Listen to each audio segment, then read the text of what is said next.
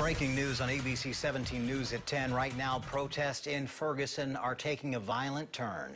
And we'll take a live look now at what's going on in Ferguson. We'll show you this live shot. Right here, you can see protesters have flipped over patrol cars. They've actually lit one on fire. St. Louis County Police say protesters were throwing bottles and fireworks at the line of officers standing outside of the Ferguson Police Department.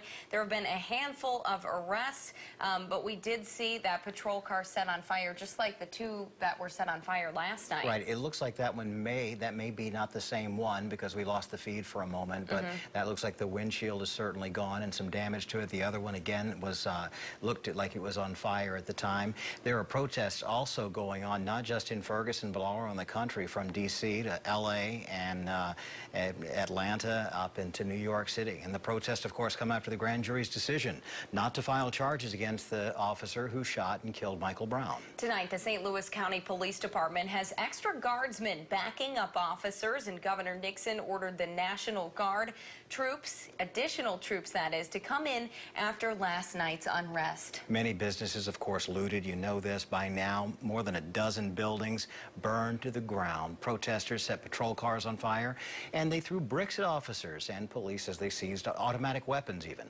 They also say last night's protests were worse than any of the riots, of course, in August.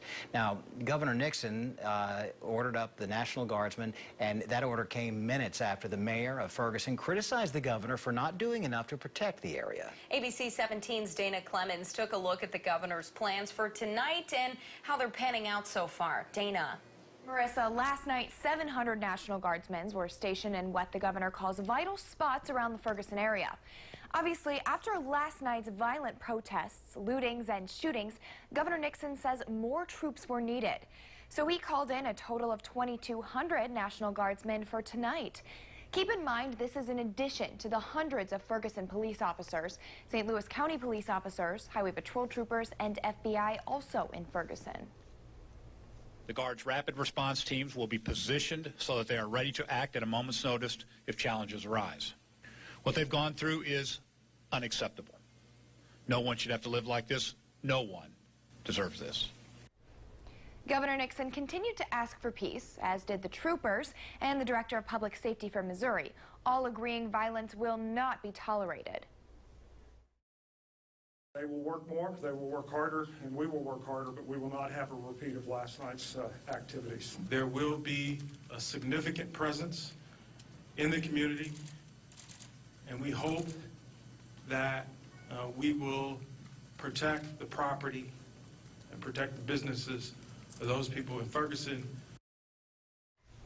As you can see, you're looking live once again at Ferguson right now, and you can tell there are hundreds of officers, troopers, and guardsmen out there trying to keep things safe, and several people have already been arrested tonight. We'll continue to keep track of the situation there and let you know what happens throughout the rest of the night.